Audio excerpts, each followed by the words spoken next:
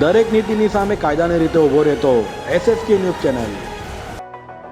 સુરતના ડુમ્મસમાં સરકારી નકલમાં બોલતી 2000 કરોડની જમીન ખાનગી વ્યક્તિને રાતોરાત પધરાવી દીધાની વિપક્ષની ફરિયાદ સાથે SITની રચના કરવા માંગ કરાઈ છે।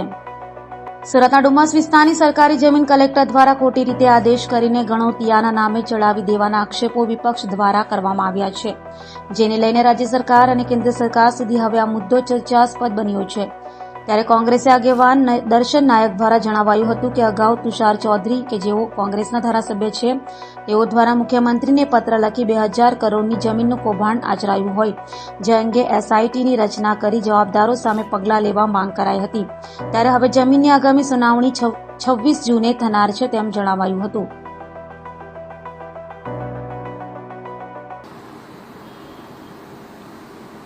સુરત શહેર અને જિલ્લામાં ડુમ્મસ ખાતે 311/3 વાળી સરકારી સીરપડતરની જમીન ઘણા વર્ષોથી ચાલી આવેલી, લગભગ 22 જેટલા જે વાડીઓ છે એમણે પોતે ગણોટિયામાં નામ દાખલ કરવા માટે જે તે વખતના 2015માં કલેક્ટરશ્રીમાં એક અરજી કરી હતી। આ અનુસંધાનમાં તત્કાલીન કલેક્ટરશ્રીએ 6/2015ના હુકમથી આ જમીન સીર સત્તા તરીકેની ચાલી આવેલી છે એવો હુકમ કર્યો હતો। આ અનુસંધાનમાં સરકારી રેકોર્ડ પર આજે પણ સીર પડતર તરીકે આ જગ્યા બોલે છે। તત્કાલીન સુરતના કલેક્ટરશ્રીએ પોતે બદલીના 30મી તારીખના રાજ્ય સરકારના હુકમ થયા પછી 29 તારીખે 29/1/2024ના રોજ પોતે સરકારના જવાબદાર અધિકારી હોવા છતાં, વાડી હોવા છતાં એમણે પ્રતિવાદીઓના ફેવરમાં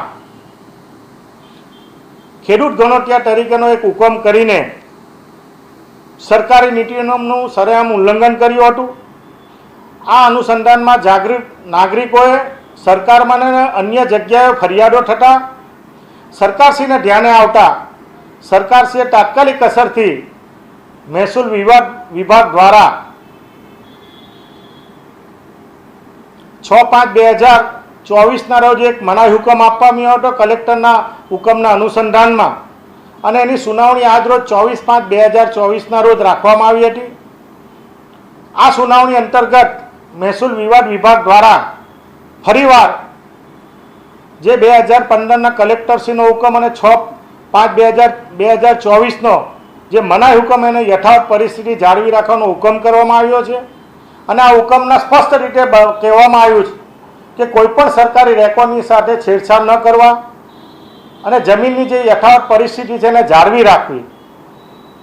આના પરથી એક વાતનું સાબિત થાય છે કે હાલમાં પણ આ સરકારી સીરપડતર તરીકેની જમીન ચાલુ છે, કે જે તત્કાલીન કલેક્ટરે સરકારની અને ગુજરાત સરકારના લોકોની સાથે સરકારના વફાદાર હોવા છતાં પણ એમણે જે કાયદા વિરુદ્ધનું કૃત્ય કર્યું છે એના અનુસંધાનમાં હમો દ્વારા ધારાસભ્ય શ્રી તુષારભાઈ, માન્ય હમો દ્વારા પણ મુખ્ય સચિવ, મુખ્યમંત્રી શ્રી અને GRD વિભાગમાં પણ ફરિયાદ કરવામાં આવી હતી, અને તાત્કાલિક અસરથી આ કલેક્ટરની સામે પગલાં લેવા જોઈએ, SITની રચના થવી જોઈએ અને લેન્ડ ગ્રેબિંગ સુધીની પણ કાર્યવાહી થવી જોઈએ એવી લાગણી અને માંગણી અમો દ્વારા વ્યક્ત કરવામાં આવી હતી।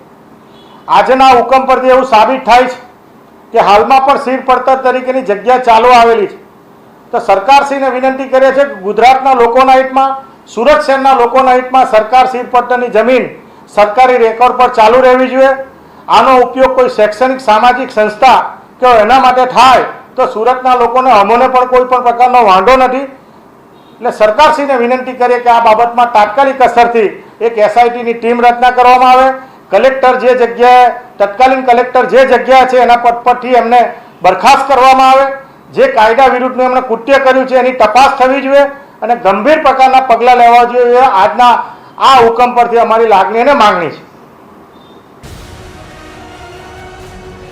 દરેક નીતિની સામે કાયદાની રીતે ઊભો રહેતો SSK ન્યૂઝ ચેનલ।